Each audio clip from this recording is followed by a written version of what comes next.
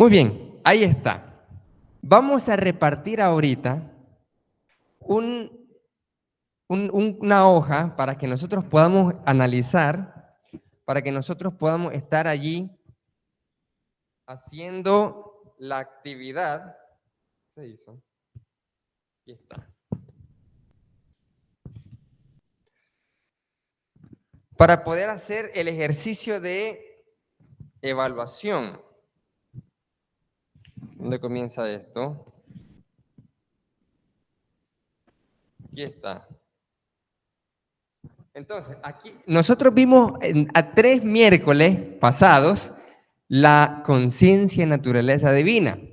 Entonces, ahora vamos nosotros a tener esta hoja, la vamos a repartir, vamos a pedirle a la hermana Claudita que si por favor puede repartirla hasta allá. Gracias, muy amable. Ahí está. Y los lapiceros los tenemos en la mochila morada. Entonces, pero uno necesito para que pueda, gracias. Muy bien, entonces, ¿qué tenemos aquí? Dice, Ministerio de Adoración, actividades de aprendizaje del Círculo de Oraciones, conciencia de naturaleza divina. Vimos 3 miércoles pasados algunos versículos de la palabra de Dios y qué significaba tener la conciencia de naturaleza. Hermano Luis, bendiciones. Entonces, aquí tenemos la conciencia de naturaleza divina. Ay, y Esther, Esther Elena, bienvenida, bendiciones. ¿Qué significa esto de la conciencia de naturaleza divina? Recordemos un poco lo que hablamos los días anteriores. Y el día anterior, los días anteriores, nosotros dijimos lo siguiente, mire bien. Nosotros hablamos de que la conciencia de naturaleza divina,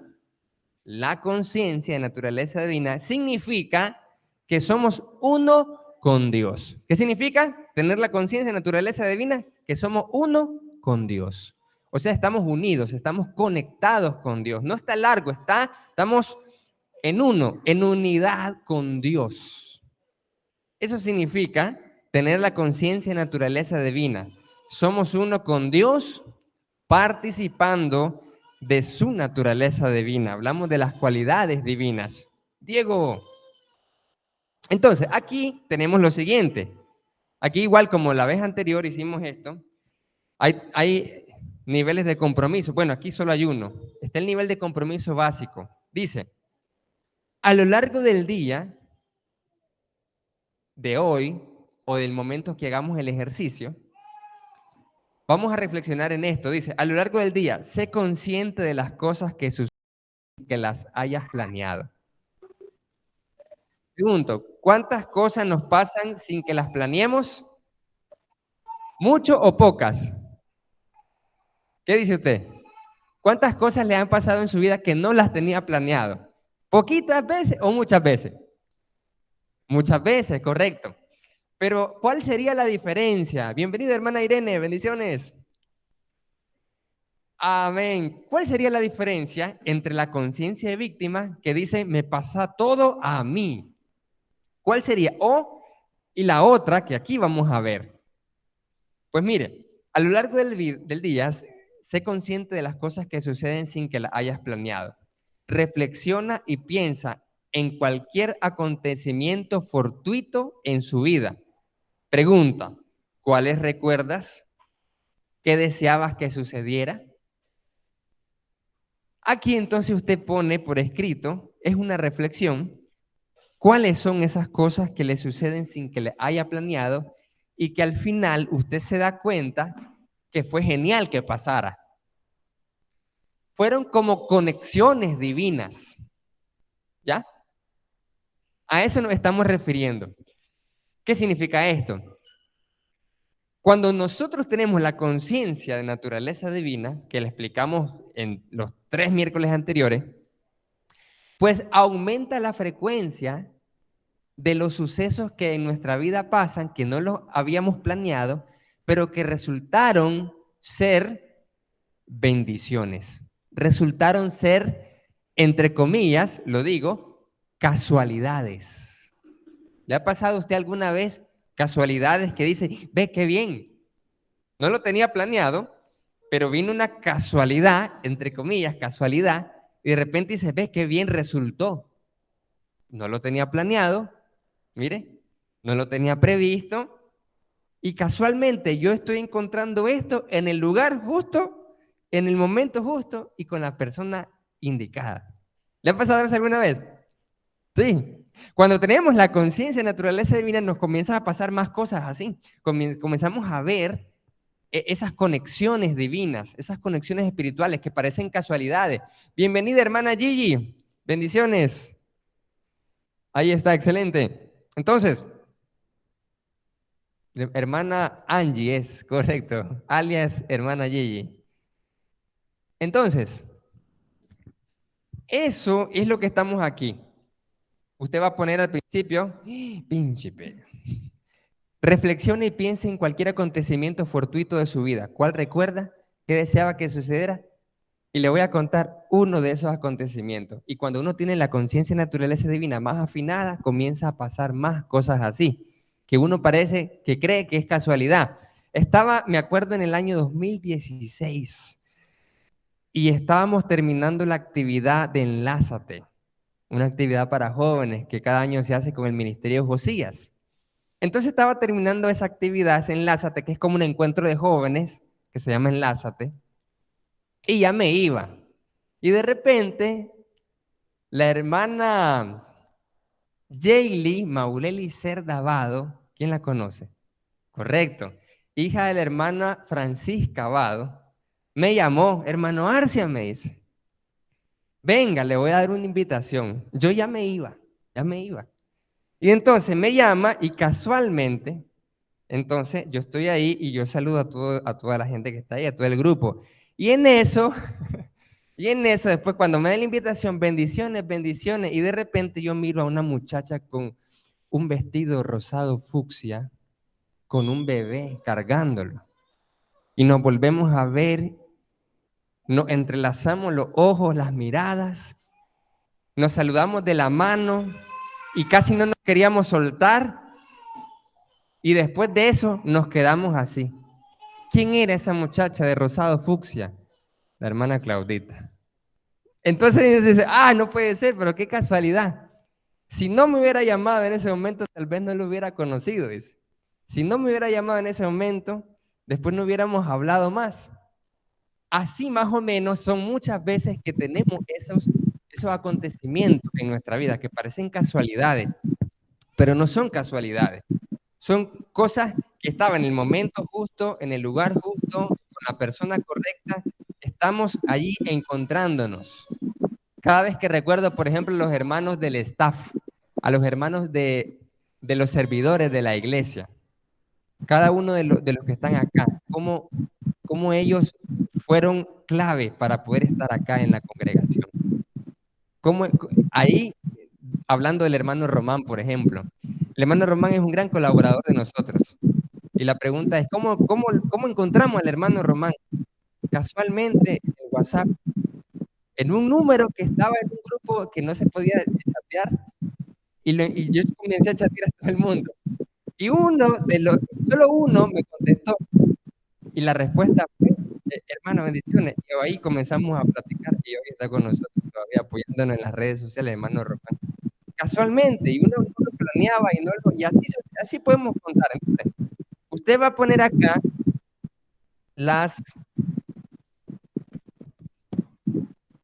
¿cuál es el nivel que tiene?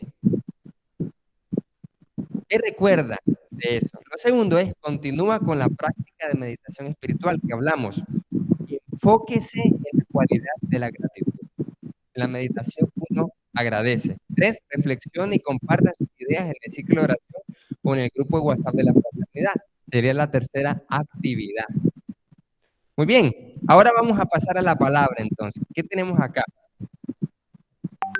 Hoy el tema es el despertar de la conciencia. ¿Qué significa esto del despertar de la conciencia? Muy bien, dice acá, la conciencia de naturaleza divina significa que somos uno con Dios participando de su naturaleza divina, de las cualidades. Pero ¿cómo llegamos a ese nivel de conciencia? Llegamos a ese nivel de conciencia con un proceso. Y eso es lo que vamos a estar analizando en esta noche con la ayuda de Dios. El despertar de la conciencia, de esta conciencia, es un proceso.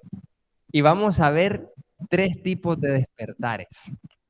Cuando hablamos de despertar de la conciencia, ¿qué significa despertar? Bueno, despertar es que estaba dormido y ahora estoy despierto. Significa que estoy consciente. Muy bien, hay tres tipos de despertar. El primer despertar es el que conocemos todos nosotros.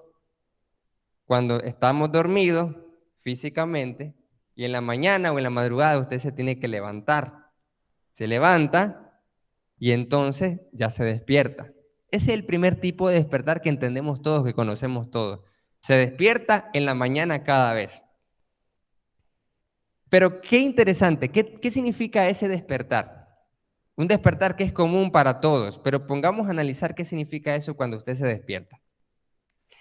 Cuando estamos dormidos, la pregunta es, ¿usted sabe lo que pasa a su alrededor? No sabe, ¿verdad? No sabe. Usted está en su cama, pero no tiene ni la menor idea de lo que pasa alrededor, solo si se despierta, ¿sí o no? Si se despertara por un ruido fuerte, se despierta. Hasta que se despierta se da cuenta, pero mientras tanto dormido, la cuestión es que mientras duerme, no se da cuenta de lo que pasa alrededor. Y de repente hay temblorcillos en la madrugada que algunos lo sienten y otros, ¿sentiste el temblor? Ni cuenta me di. ¿Por qué? Porque estaba dormido. Entonces, estar dormido significa cero conciencia del alrededor. Y no solo eso, sino cero conciencia de uno mismo. Ese es lo primero. Pero no me refiero ahorita cuando estamos soñando. Algunos tienen sueños lúcidos. ¿Cuántos han tenido sueños lúcidos? Ninguno. Nadie ha soñado sueños lúcidos. Un sueño lúcido es que hay un sueño y es bien clarito todo y usted sabe que está soñando. Usted ha tenido sueños así, que sabe que está soñando y todo parece tan real. Ese es un sueño lúcido. Entonces, cuando usted está dormido y está soñando y sabe que está soñando, entonces usted tiene una cierta conciencia ahí. Sabe que está soñando. Pero cuando no sueña del todo y pasa, dice, pasé de viaje. O quiere tomarse una siesta en la tarde y de repente se le fue. Ay, yo quería dormir 20 minutitos y 2 horas terminé durmiendo en la tarde. Ay, me cuadré todo. Ni la sentí. Pasaron las 2 horas y no la sintió, porque ni siquiera soñó. Eso pasa cuando no operan también. ¿Cuántos han sido operados y han recibido anestesia general y que no se dan cuenta de nada? Correcto, ¿verdad? Eso es igual. Hay cero conciencia. Yo me acuerdo cuando estaba, ¿cuántos años tenía cuando me quitaron las amígdalas? 3. 3. Y yo me acuerdo, no puede ser. Me acuerdo y entonces lo último que vi fue la luz grande encima de mí. Yo estaba llorando, decía, no, no quiero ir. Y después me desperté. Todo ese lapso, ni cuenta. Entonces, ¿qué significa despertar? Significa que uno comienza a tener conciencia de quién es usted, dónde está, con quién está y qué está pasando a su alrededor. Ese es el primer tipo de despertar. El segundo tipo de despertar, entonces, es lo que dice Efesios capítulo 5, versículo 4. Vamos a ir ahí. Efesios capítulo 5. Efesios 5, 14. Efesios capítulo 5, versículo 14. Dice así, por lo cual dice, despiértate, tú que duermes, y levántate de los muertos y te alumbrará Cristo. Ese es el segundo tipo de despertar. La palabra de Dios habla de que las personas están muertas en sus delitos y pecados, siguiendo la corriente de este mundo, conforme al príncipe de la potestad del aire, Efesios 2, 1 en adelante. Pero si usted habla con la persona de afuera que es inconversa, no viene a la iglesia, o nosotros mismos cuando estábamos antes en el mundo, sí o no que ellos no se dan ni cuenta de toda la realidad espiritual que usted y yo hoy sabemos que existe? Ni cuenta se da, no tienen la menor idea. Viven las vidas tranquilas, pero es que están bien relajados. Si tienen, por ejemplo, sus trabajos, su familia, sus casas, les está yendo bien, ellos están en completa inconsciencia de qué pasa alrededor en un mundo llamado mundo espiritual. No tienen ni la menor idea. Creen de que lo que existe nada más es lo que vemos acá, físicamente. Solo esta dimensión. Así, eso es lo que creen que existe nada más. Entonces, medio escuchan de que hay un Dios y dicen, ah, sí, yo creo en Dios, y dicen, me considero creyente. Y así, la mayoría le va a decir que sí cree en Dios. Algunos pocos le va a decir que no, que son ateos. Otros no están seguros de qué hay después de la muerte. Les hablamos o le preguntamos del cielo o del infierno, tienen algunas ideas acertadas o no, y así, pero no tienen la conciencia. Entonces, cuando les llega el Evangelio de Jesús, son iluminados.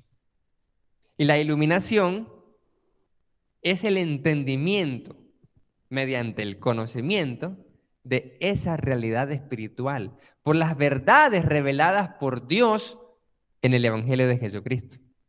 Comienzan a darse cuenta de que cuando se predica el Evangelio, las personas se dan cuenta, estaba dormida y despierta, y si se despierta, realmente comienza, luego viene la entrega. Pero ¿qué se da cuenta? Cuando se le predica el Evangelio se da cuenta de su condición espiritual, cosa que no tenía idea, ¿sí o no? Pensaba que su condición era solo la física. Yo estoy bien de salud, dice. Mi cuerpo estoy bien. Pero cuando se le predica el Evangelio y lo cree, sí, tiene que creerlo, entonces se da cuenta de una condición espiritual que no sabía que tenía mala. Además de eso, se da cuenta de una eternidad, se da cuenta de un juicio final. Hechos 17 dice que por cuanto ha establecido un día en el cual juzgará el mundo con justicia a Dios, por eso manda a todos a que se arrepientan. La gente comienza a darse cuenta de eso, despierta. Comienza a darse cuenta cuál es la solución a su pecado de consecuencias eternas, que es Cristo Jesús.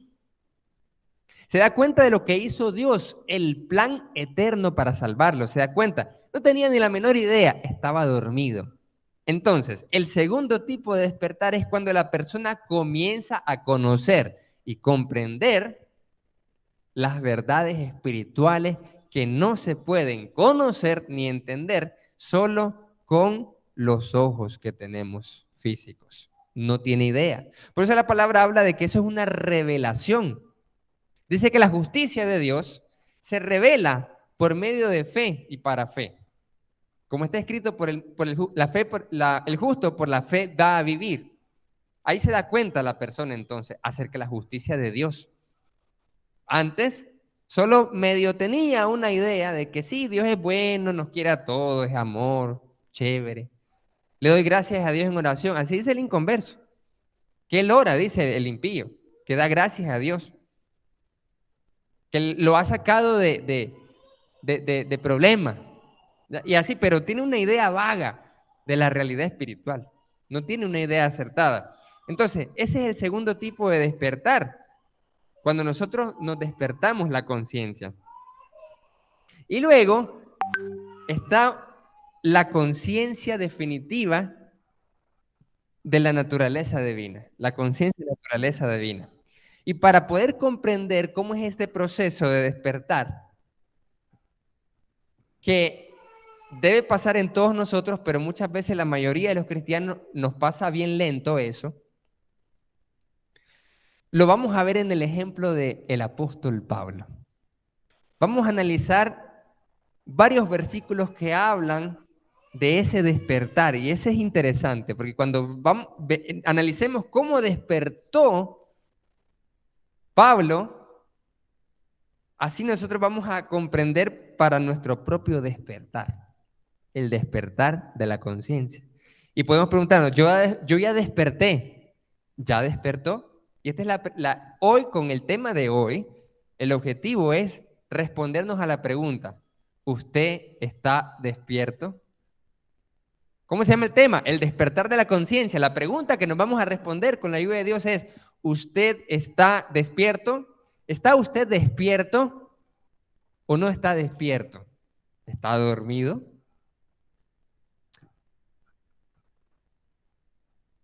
¿Qué significa despertar? Despertar es morir al yo. Nosotros hablamos del ego el día anterior, la muerte del yo.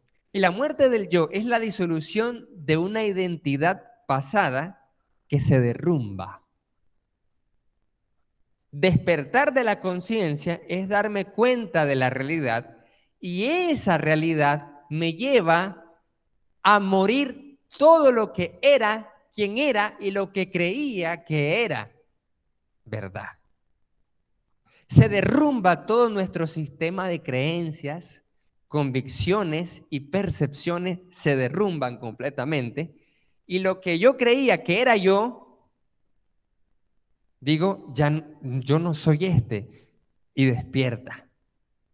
Mire bien, entonces, el despertar de la conciencia es la muerte del yo, la disolución de una identidad pasada que se derrumba y ya la persona, usted y yo que despertamos, no nos identificamos más con lo que solíamos creer, hacer y ser. Ese es el despertar. Hay una muerte. Entonces vamos a leer los versículos para ver el ejemplo de Pablo. ¿Cómo fue ese despertar de Pablo? ¿Cómo fue la muerte de Pablo? Mira bien qué interesante. Gálatas capítulo 2. Mira bien qué interesante. Gálatas capítulo 2, versículo 20, dice así. Gálatas 2:20 dice, con Cristo estoy juntamente crucificado. Y ya no vivo yo, mas vive Cristo en mí. Y lo que ahora vivo en la carne, lo vivo en la fe del Hijo de Dios, el cual me amó y se entregó a sí mismo por mí. Amén. Aquí vemos entonces que él ya está muerto, ¿sí o no? Dice, estoy juntamente crucificado. ¿Qué significa estar crucificado? ¿Muerto o próximo a morir? Estoy juntamente crucificado, pero aclara, ya no vivo yo. O sea, está muerto. Él, su yo, su ego está muerto, ya no vive, sino el que vive es Cristo Jesús. Y ahí está la unión con Dios, que es la conciencia naturaleza divina. Ya no vivo yo, vive Cristo en mí. Yo ya morí porque fui crucificado. Eso es lo que afirma el apóstol Pablo. Pero ¿cómo fue ese proceso? Vamos a leer en el capítulo 1 del mismo Gálatas. Capítulo 1, versículo 13 al 16. Gálatas capítulo 1, verso 13 al 16. Dice así. Porque ya ustedes han escuchado acerca de mi conducta en otro tiempo en el judaísmo, que perseguía sobremanera a la iglesia de Dios y la asolaba. ¿Qué hacía? Practicante del judaísmo, perseguía a la iglesia de Dios y la asolaba. ¿Por qué? Porque él estaba convencido de que lo que él creía, judaísmo, era verdadero. Él estaba convencido de que lo que hacía era correcto. Perseguir a la iglesia de Dios, asolarla, era lo correcto, lo bueno. Era quien definía su identidad. ¿Pero qué pasó? Verso 14. Y en el judaísmo aventajaba a muchos de mis compañeros en mi nación. O sea, tenía nombre, tenía fama, tenía reconocimiento, porque dice aquí que aventajaba a muchos de su nación. O sea, era excelente el hombre en lo que él era, siendo mucho más celoso de las tradiciones de mis padres. Pero, aquí viene el punto de inflexión, verso 15. Pero cuando agradó a Dios, que me apartó desde el vientre de mi madre y me llamó por su gracia, revelar a su Hijo en mí para que yo le predicase entre los gentiles. No consulté enseguida con carne y sangre, ni subí a Jerusalén a los que antes eran apóstoles, antes que yo, sino que fui a Arabia y volví de nuevo a Damasco. Y después de 3 años subí para ver a Pedro y permanecí con él 15 días. ¿Qué pasó ahí? ¿Qué sucedió? ¿Qué cambio pasó? ¿Qué fue lo que sucedió? Miren lo que él dice en el versículo 15. Pero cuando agradó a Dios, que me apartó desde el vientre de mi madre y me llamó revelar a su Hijo en mí. ¿Cuándo fue el apartado? Fue desde el vientre. Pero la pregunta es, ¿lo sabía Pablo? No lo sabía. ¿Era consciente? No. Desconocía completamente el plan de Dios. El plan de Dios para él específicamente. Él no sabe, completamente no sabe nada. Que desde el vientre iba a escribir, fue apartado para terminar siendo el autor principal del Nuevo Testamento, el que más escribió el Nuevo Testamento. ¿Tenía idea? No tenía idea. No tenía ni la menor idea. Estaba dormido. ¿Qué pasó entonces con él? ¿Qué pasó con él? Vamos a leer la palabra entonces, ahora en Filipenses 3, 5 al 8. Filipenses capítulo 3, versículos 5 al 8. ¿Quién era él? Circuncidado al octavo día, del linaje de Israel, de la tribu de Benjamín, hebreo de hebreos en cuanto a la ley, fariseo, en cuanto a celo, perseguidor de la iglesia, en cuanto a la justicia que es en la ley, irreprensible. Pero cuantas cosas eran para mí ganancia. Él era así. Ya se fijó que él aquí, desde el 5 al 6, él describe una identidad, ¿sí o no? Él describe quién era. Así es, un yo. ¿Quién es ese yo? Saulo de Tarso es su nombre. Muy bien. ¿Qué hace ese personaje? Esa persona llamada Saulo, ¿quién es? Y cuando pregunto quién es, ¿qué identidad tiene? ¿Qué propósito? ¿Qué creencias? ¿Qué aspiraciones? ¿A qué se dedica? ¿Cuál es su visión? ¿Cuál es su futuro? De la tribu de Benjamín, hebreo de hebreos, fariseo. Filipenses 3, 5 al 7, correcto, al 8. Y ahorita estamos en el 5 y el 6. Él era todo eso, celoso, perseguidor. Mire cómo él se identifica. ¿Quién es él? Perseguidor. ¿Quién es él? Celoso. ¿Quién es? Un fariseo. Mire las características. ¿Qué más? Un hebreo. Uno de la tribu de Benjamín. Un israelita. ¿Sí o no? Eso es lo que él es. Un irreprensible. Bienvenida, hermana Isa, bendiciones. Eso era lo que era Saulo de Tarso. Y luego dice el verso 7, ¿cuántas cosas estas eran para mí? Ganancia. Eso significa que quien era él lo valoraba, ¿sí o no? Él valoraba lo que era, valoraba ser hebreo de hebreos, él valoraba, apreciaba, se enorgullecía de quién era y lo que había logrado. Por eso él dice que esas cosas eran para él ganancia, pero ahora ya no. ¿Qué pasó? Pero ¿cuántas cosas eran para mí ganancia? Ahora las he estimado como pérdida por amor de Cristo. ¿Cómo es posible que alguien que tenga todo eso y está convencido de quién es, ahora diga que todo eso es pérdida? Nos volvemos a preguntar eso. ¿Qué pasó con este hombre? ¿Qué sucedió en su mente, en su psique? Salud. ¿Qué le pasó? ¿Cómo fue ese proceso?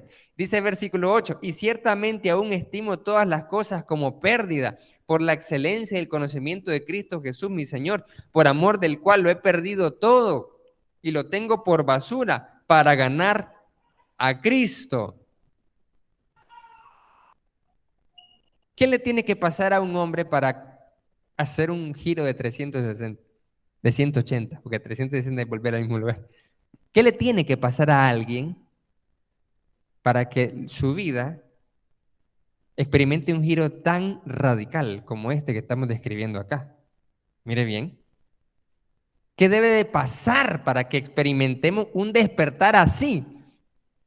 Porque mire, viéndolo bien, pensándolo bien, a ver, nosotros éramos del mundo, tal vez mis familiares eran cristianos, yo iba a la iglesia desde pequeño, usted fue invitado, le predicaron, dijo sí me gusta, se bautizó, pero preguntémonos, yo le pregunto esto, una vez que vino a la iglesia, ya es parte de la iglesia, experimentó un cambio trascendental, un giro de 180, o su vida fue relativamente la misma. Yo le digo con confianza, en mi caso fue más o menos igual, ya iba a la iglesia, ya desde chiquitito, ya tenía esa costumbre y me bauticé y así. Otros pudieron haber experimentado nada, ni siquiera ningún cambio. ¿Qué pasa en el uno y qué pasa en este? Que sí, fue un giro completamente radical.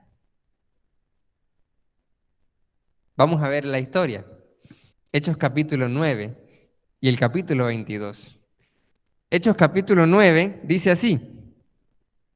Aquí está, Hechos capítulo 9. Dice, Saulo, desde el 1, Hechos 9:1 en adelante, dice, Saulo respirando aún amenazas y muerte. Imagínense, ya se imaginó, ¿verdad? Ya visualizó este versículo. Saulo respirando, ¿verdad? No respire usted cuando está enojado, cuando está molesto, cuando le incomoda algo le hace así, ¿verdad? Entonces eso es respirando, amenaza, dice, respirando una amenaza de muerte, le hace así.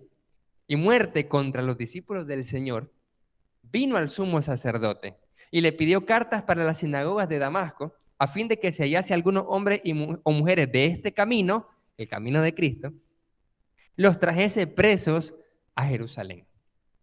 Mas yendo por el camino, aconteció que al llegar cerca de Damasco, repentinamente le rodeó un resplandor de luz del cielo. Y cayendo en tierra oyó una voz que le decía, Saulo, Saulo, ¿por qué me persigues? Él dijo, ¿quién eres, Señor? Y le dijo, yo soy Jesús, a quien tú persigues. Dura cosa te es dar cosas contra el aguijón o patadas. Él, temblando y temeroso, dijo, Señor, ¿qué quieres que yo haga? El Señor le dijo, levántate y entra en la ciudad y se te dirá lo que debes hacer.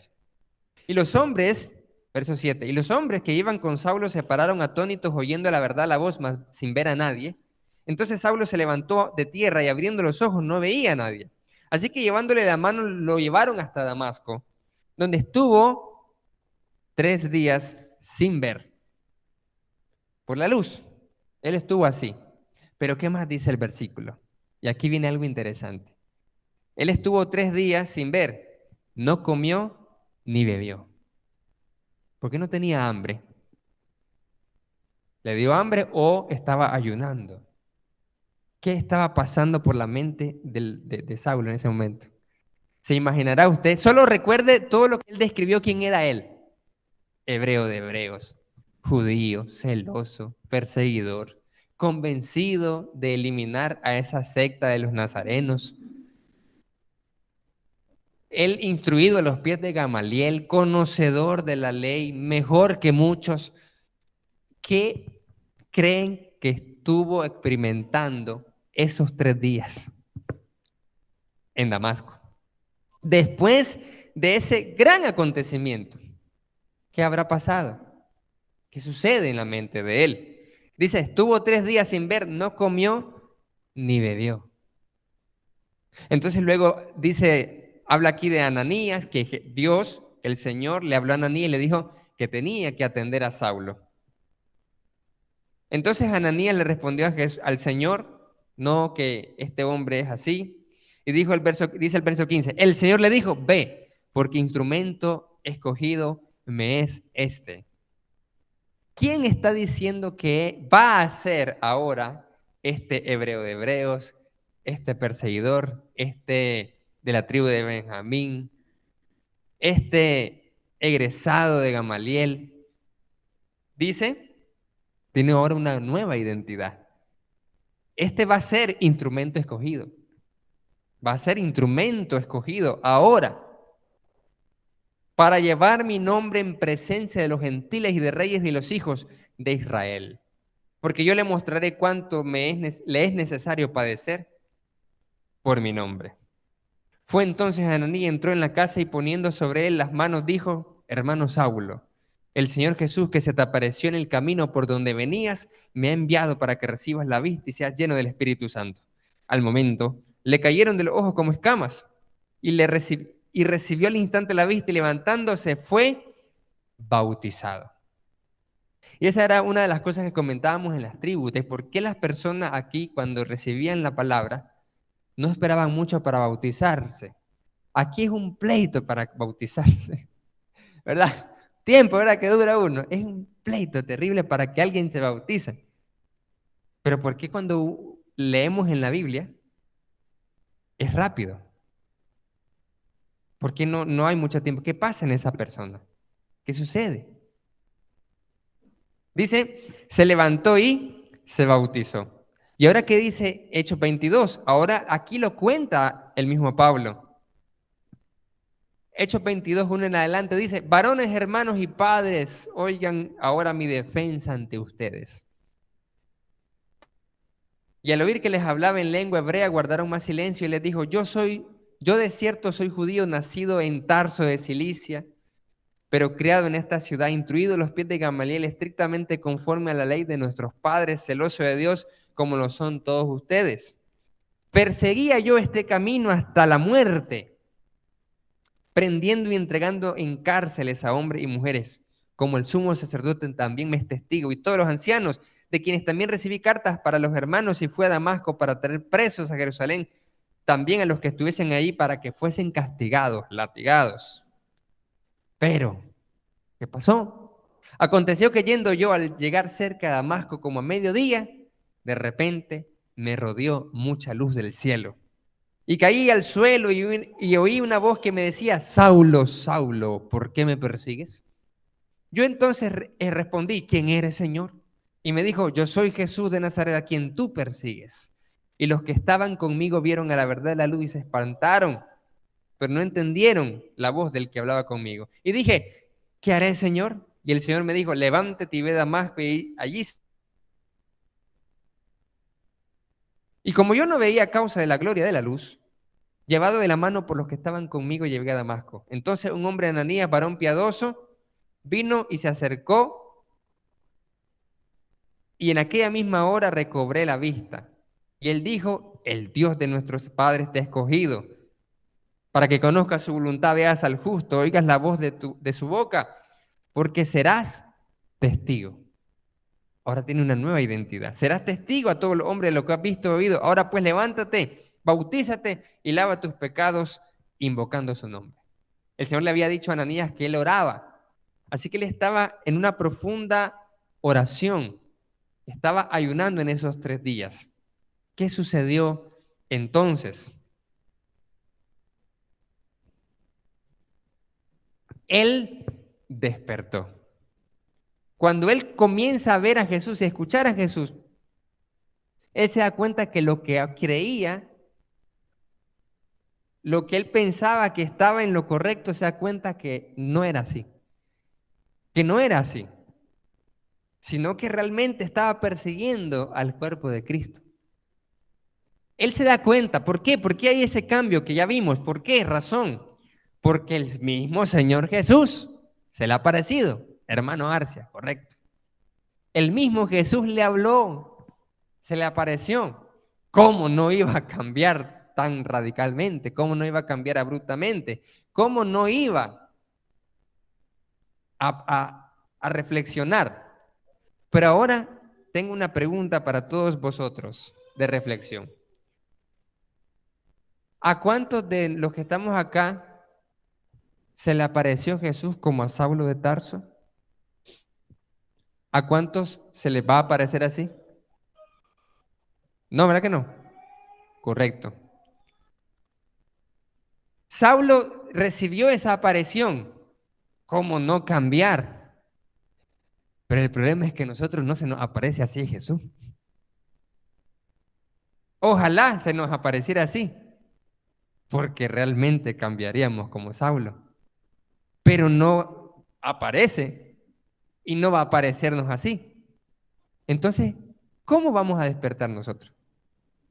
¿Cómo cambiamos? ¿Cómo nos despertamos entonces? Tiene lógica, tiene mucho sentido que Saulo cambiara tan así, tan abruptamente, tan radicalmente. Tiene sentido que él transformara toda su vida. Él creía una cosa y obvio Jesús mismo le habla, dice, ve, oye, me di cuenta que todo es mal. Pero ¿cómo nosotros cambiamos entonces? ¿Cómo nosotros nos damos cuenta que lo que creíamos ser no era así y que ahora es diferente completamente? Despertar. ¿Qué es despertar, amados hermanos? Despertar es descubrir quién es usted y qué es en realidad. Saulo era alguien y descubrió quién era en realidad. ¿Por qué decimos de que él descubrió quién era en realidad? ¿Y por qué no decimos, no, suave, a ver, lo que pasó fue que sí, él era un judío, pero Jesús, al aparecerle, le manda a cumplir una misión? No, es que es más que una misión, es la transformación de una identidad.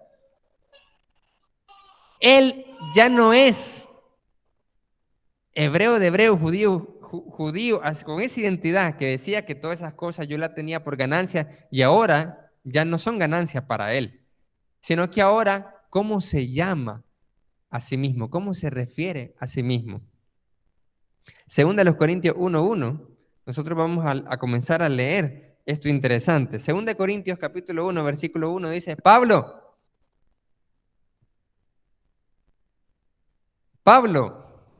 egresado de Gamaliel. ¿Eso dice? Pablo, judío al 100%. Ya no se identifica con eso. Ahora la identidad de Pablo es Pablo, apóstol de Jesucristo. Apóstol, enviado. Él lo detiene camino a Damasco, el Señor, y le dice, vas a ser mi testigo. Pero ¿por qué decimos de que no es una interrupción de su vida y enviarle una misión, sino es una transformación de una identidad? Y más que la transformación de una identidad es descubrir su verdadera identidad. Porque el mismo apóstol Pablo dijo que el Señor lo había apartado, lo había llamado para eso, para ser realmente testigo, para ser apóstol, para ser ese hijo de Dios. ¿Desde qué momento? Desde el vientre de su madre. O sea, ya era eso, pero no lo sabía. Ya lo era. Lo que pasa es que en un momento específico de la historia se tenía que topar con Jesús, que sus sentidos percibieran a Cristo, escuchar a la voz de Jesús, lo que le estaba diciendo, para descubrir que realmente él era apóstol y testigo de Cristo desde el vientre. Desde el vientre. No, él no se convirtió en testigo hasta que lo vio. No, él fue apartado desde el vientre. Así que despertar es descubrir quién es usted realmente y qué es realmente usted. Descubrir quién soy y qué somos en realidad. ¿Quiénes somos y qué es lo que somos en realidad? ¿Quién es usted y qué es usted en realidad? Eso es un despertar. Pablo descubre que ya no es lo que era, creía que era, sino que ahora es un testigo de Cristo. ¿Por qué? Porque le pasó algo completamente extraordinario, fuera de serie. No le pasa a cualquiera. No le pasaba tampoco lo que le pasó a Saulo a todos los cristianos del primer siglo, ¿o sí? No, no le pasó a todos, le pasó a Saulo eso, que se le apareció. Entonces uno dice, oh, con razón, tiene explicación y sentido ese cambio radical. Por eso las personas creían que realmente era un apóstol, otros no, por el cambio radical que hizo, que experimentó. Porque dice, es cierto, porque tú eras esto y esto y esto, y ahora que estás predicando a Cristo significa que no hay otra explicación de que realmente se te apareció. Porque si no hubieras continuado siendo un egresado de Gamaliel, un hebreo de hebreos, un celoso de la ley. De seguro que se te apareció, claro que sí. Entonces, Efesios 1, 1 al 4, mire lo que dice de ese despertar de Pablo. Efesios 1, 1 al 4 dice, Pablo, apóstol de Jesucristo. Otra vez, Pablo, apóstol de Jesucristo por la voluntad de Dios, a los santos y fieles en Cristo Jesús que están en Éfeso. Gracia y paz a ustedes de Dios nuestro Padre y del Señor Jesucristo.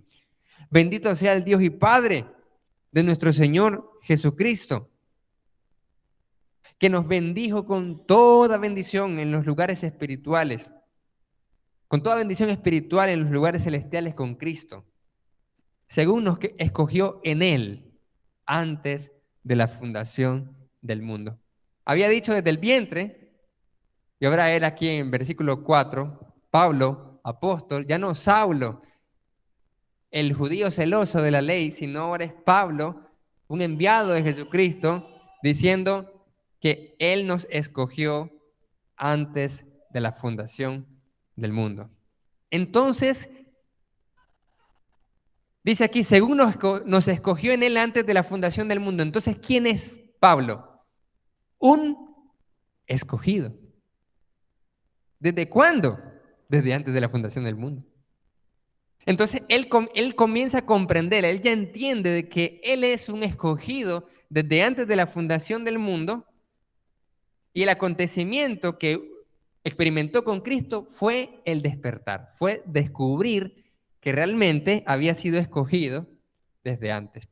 Y no solamente escogido de forma general, como a todos, porque aquí dice, según nos escogió, o sea, a todos nosotros los que creemos en Cristo, sino que Él fue un escogido también para ser y ser específicamente alguien que solo Él lo iba a hacer. Dios lo escogió desde antes de la fundación del mundo y desde el vientre de su madre para ser utilizado por Dios, para ser apóstol, testigo de Cristo y escritor de la mayoría de los documentos del Nuevo Testamento, y tener nosotros ahora un sistema preciso, exacto, excelente de la doctrina cristiana. Porque solo Pablo escribió Romanos, 1 y 2 de Corintios, Gálatas, Efesios, Filipenses, Colosenses, 1 y 2 de Tesalonicenses, 1 y 2 de Timoteo, Tito, Filemón. Y algunos creen que también Hebreos. Todo eso lo escribió. Entonces dice, ¡oh, increíble! ¿Poderoso ese cambio? Sí, correcto. Ahora nosotros, preguntémonos nosotros, ¿cómo podemos llegar a este nivel de conciencia espiritual? ¿Cómo podemos llegar a ese nivel de conciencia espiritual? Solo con lo que ahorita hemos hablado, podríamos decir de que nos pase algo extraordinario, ¿verdad? Porque ¿qué le pasó a Pablo? Algo extraordinario. Pablo cambió porque le pasó algo extraordinario. Entonces vamos a cambiar lo que tengamos que cambiar, o darnos cuenta de muchas cosas, o crecer solo hasta que nos pase algo extraordinario. ¿Podemos decir eso? Sí. Algo extraordinario. ¿Pero qué puede ser? ¿Qué podría ser? Ahora la pregunta es, ¿hay otra forma? ¿Hay otra forma u otro método para nosotros despertar y saber quiénes somos realmente y qué es lo que somos, sin necesidad de que nos pase algo tan extraordinario, sin necesidad de que nos pase algo feo, por ejemplo? Uy, yo no quiero que me pase nada feo. ¿Cuántos quieren quedar en la calle? No, nadie. Pues Saulo quedó en la calle, literalmente, ¿sí o no? Porque ¿de dónde venía? Venía de Jerusalén, ¿para dónde? Para Damasco. Tenía cartas, tenía autorización, tenía todo. Al llegar allá, ¿quién es? No es nada de eso. Ya nada de eso le sirve, ¿sí o no? Nada de eso le sirve. Quedó en la calle. Literalmente todo, todo, todo. Entonces por eso es que él dice, todo lo tengo como pérdida, porque lo perdió todo, de hecho que sí. Lo perdió todo. Al pasarle ese extraordinario, todo lo perdió, entonces todo ya no valió, y ahora se encontró en la calle, y literalmente quedó en la calle porque quedó ciego y lo tuvieron que levantar. Quedó en el suelo, en la calle, y luego estaba en Damasco, una ciudad ajena, en la casa de un siervo de Dios. Entonces estaba en la calle, estaba sin nada ya. Y comienza una reconstrucción de su vida. Comienza una transformación. ¿Y cómo fue esa transformación? Ya lo leímos nosotros, pero ahora con estos ojos nuevos vamos a ver lo que interesante, lo que precisamente habla Gálatas 1:13, que fue uno de los primeros que vimos, que leímos acá. Gálatas 1:13 dice, ¿qué pasó con él? Él emprendió un viaje. Él emprendió un viaje. Dice así, verso 15, pero cuando agradó a Dios que me apartó desde el vientre de mi madre y me llamó por su gracia a revelar a su Hijo en mí, para que yo le predicase entre los gentiles, no consulté enseguida con carne y sangre, ni subí a Jerusalén a los que eran apóstoles antes que yo, sino que fui a Arabia y volví de nuevo, después pasados 3 años. ¿A qué fue a hacer este hombre a Arabia? ¿A qué fue? Él dice que él no consultó con carne y sangre, o sea, él no pidió consejo de otras personas. ¿Ya se fijó? Él dice, yo no consulté enseguida con carne y sangre. Lo primero que hizo Saulo, que ahora es Pablo, no fue pedir consejo. Cualquiera de nosotros hubiéramos pedido consejo, es lo que deberíamos hacer o no. Él no consulta, dice aquí. Él no consulta, él no pide consejo. ¿De qué ahora? ¿Qué es lo que tiene que hacer? Con los demás apóstoles, él no va inmediatamente, sino que dice que él no se regresó a Jerusalén para ver a los que eran apóstoles antes que él. Él no le pasa eso, sino que él va a Arabia. ¿Qué fue hacer Arabia?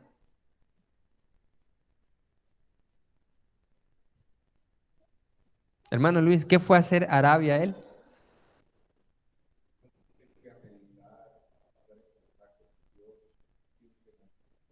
Mire qué interesante. Y entonces, como dice aquí 3 años, entonces ahí es donde muchos infieren, como dice el hermano Luis, que recibió todo ese entrenamiento de parte del mismo Jesucristo. Porque cuando uno lee Hechos capítulo 1, mira que los apóstoles tenían ese requisito de qué, de haber pasado con Jesús. Y Jesús estuvo en su ministerio 3 años y medio. Entonces, Pablo ahora tenía que pasar ese tiempo también. Pero y nosotros, hermano Arcia, está bonita la historia de Pablo, pero yo no soy ni Pablo, ni apóstol, ni Jesús me va a aparecer hablándome. ¿Y nosotros cómo le hacemos? ¿Qué haremos nosotros entonces para despertar? ¿Qué hago yo para cambiar? ¿Qué sería lo que puede ser aplicado a mí de la experiencia de Saulo que se convierte en Pablo? Aquí cuando él se va a Arabia es un ejemplo poderoso de lo que también Jesús y muchos personajes en la Biblia, muchas personas en la Biblia hacían una reflexión, una meditación espiritual. Dice la palabra que Jesús se apartaba de los demás para orar, solo él, en lo individual. Entonces, ahora en el caso de Pablo, él no va con otras personas, sino se aparta, solo va a Arabia. Pasó 3 años. Eso es lo que pasó. Entonces, para despertar, amados hermanos, nosotros podemos tener dos vías. Número uno, que nos suceda algo extraordinario y nos quedemos en la calle para luego meditar y reflexionar, o meditar y reflexionar antes de quedar en la calle.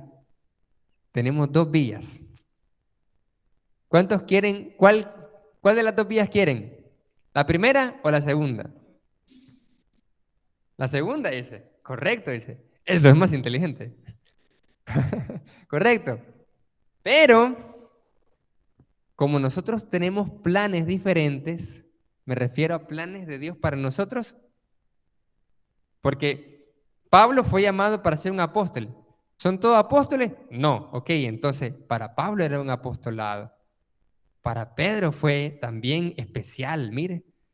Así como ellos, cada uno de nosotros tenemos un llamado especial, particular, algo chévere, que Dios lo tiene preparado. La cuestión es, ¿ya lo hemos descubierto? ¿Quién es usted? ¿Qué debe hacer? ¿Cuál es su propósito? Cuando despierta a la conciencia de naturaleza divina, usted está convencido de quién es y cuál es su propósito. Ya no da tumbos como en la conciencia de víctima, ya no. Sino que él está claro, Pablo está claro de quién es, escogido, apóstol, testigo, enviado. Y por eso es que las palabras de él siempre eran, ya no vivo yo, vive Cristo. Si vivo, vivo para Cristo. Si muero, muero para Cristo. Si esto y lo otro, peligros de esto, de ladrones, de esto, un montón de cosas. ¿Por qué? Porque ya él ya había muerto. Y es por eso que el bautismo precisamente simboliza eso, una muerte al viejo hombre, que eso es la vieja identidad, el viejo yo se disuelve, es la disolución de la vieja identidad. Esa es la muerte que experimenta uno cuando lo que creía que era verdad deja de ser verdad. ¿Cómo podemos llegar a ese nivel? ¿Con un acontecimiento o con una meditación, con una reflexión? ¿Se requiere tiempo? Se requiere tiempo. Porque ¿cuánto tiempo pasó este hombre? 3 años, dice, se fue a Arabia. Después de ese tiempo, se fue a Arabia, volvió de nuevo a Damasco y después, pasado 3 años, subió a Jerusalén para ver a Pedro, dice. Hasta ese momento comenzó a reflexionar y a meditar. ¿Quiénes somos entonces nosotros? ¿Quiénes somos? Y ahora está la pregunta. ¿Quién es usted y qué hace usted? ¿O qué es? ¿Quién es y qué es? ¿Quién es su identidad? ¿Qué es su naturaleza? ¿Sabe quién es usted? ¿Quién es usted? ¿Qué dice el público? ¿Quién es usted? Ajá, mire qué interesante. Cristiana y María del Carmen. Entonces, próximo miércoles, con la ayuda de Dios, nosotros vamos a continuar hablando de la conciencia naturaleza divina. No lo que significa, sino ahora quién es usted y quiénes somos nosotros. ¿Quiénes somos y qué es lo que somos? Vamos a ver lo siguiente, mire bien. Los próximos días vamos a ver para poder responder esa pregunta. ¿Por qué? Porque Pablo descubrió quién era y para qué había sido escogido. Pero podemos decir, pero es que eso le pasó a Pablo nada más. Ajá. ¿Le pasó a Pablo o es algo que nos tiene que pasar a todos? Despertar de esa conciencia. En los próximos días vamos a estar viendo la integración de todos los conocimientos, vamos a ver el tema de apego, desapego y no apego. ¿Cuántos tienen apego a las cosas o a las personas? Pues lo vamos a descubrir.